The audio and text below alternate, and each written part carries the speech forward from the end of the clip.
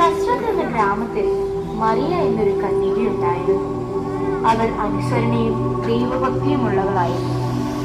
നല്ലവനും ദൈവവിശ്വാസിയുമായിരുന്ന യോസഫ് എന്ന ചെറുപ്പക്കാരനുമായി വിവാഹ നിശ്ചയം കഴിഞ്ഞിരുന്ന സമയം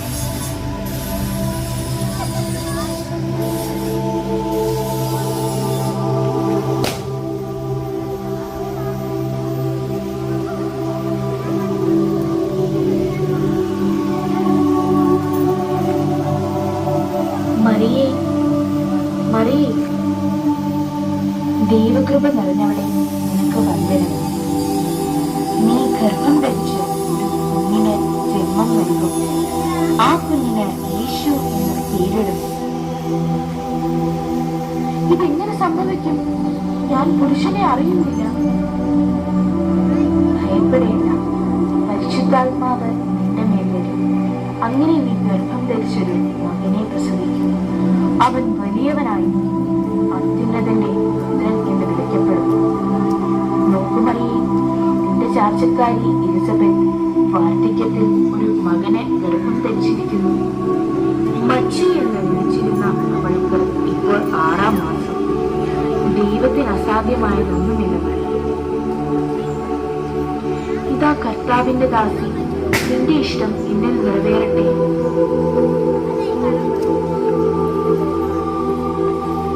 എന്തായാലും എലിസബത്തിന്റെ വീട് വരെയൊന്നും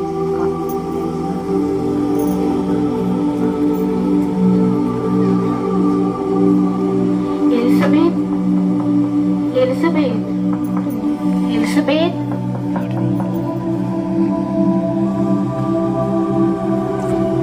സ്ത്രീകളിൽ നീ അനുഗ്രഹിക്കപ്പെട്ടവൾ, നിന്റെ ഗർഭഫലവും അനുഗ്രഹിക്കപ്പെട്ടത്. എന്റെ കർത്താവിന്റെ മാതാവ് നിന്റെ അടുക്കൽ വരുന്ന മാനം എനിക്ക് എവിടെ നിന്നുണ്ടായി?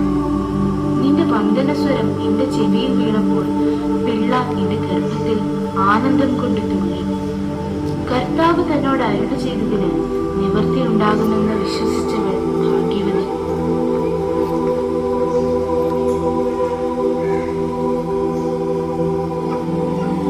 മറിയ ഗർഭിണിയായ വാർത്ത അറിഞ്ഞപ്പോൾ ജോസഫ് ആകെ അസ്വസ്ഥനായി. നല്ലവനും നീതിമാനുമായ ജോസഫ് ആരും അറിയാതെ അവളെ ഉപേക്ഷിക്കുവാൻ തീരുമാനിച്ചു. ജോസഫ്, നീ മറിയയെ ഉപേക്ഷിക്കേണ്ടതില്ല. അവൾ പരിശുദ്ധാത്മാവിനാൽ ആണ് ഗർഭം ധരിച്ചിരിക്കുന്നത്. അവൾ ഒരു പുത്രനെ ജന്മം നൽകും. അവൻ വലിയവനായി അത്യുന്നതന്റെ പുത്രൻ എന്ന് വിളിക്കപ്പെടും. അവൻ സകല ജനങ്ങളുടെയും രക്ഷകനായി.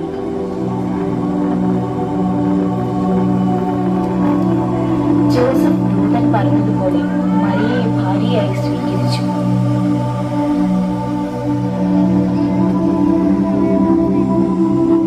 സ്വന്തം സ്വദേശത്ത് നമ്മളുടെ പേരെടുപ്പിക്കണം.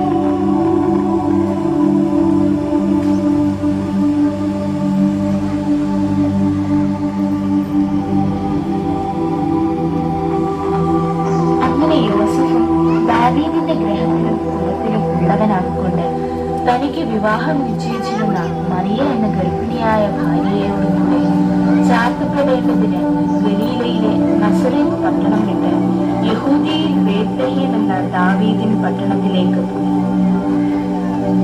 ഇതിനുള്ള കാലം തിരിഞ്ഞു.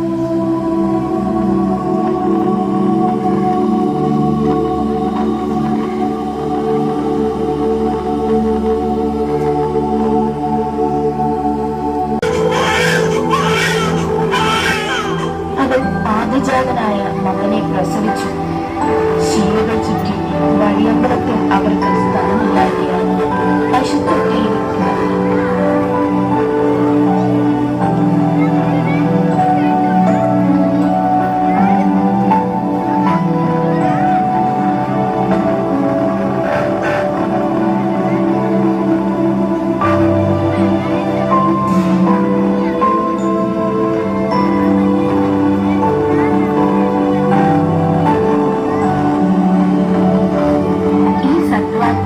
ആദ്യം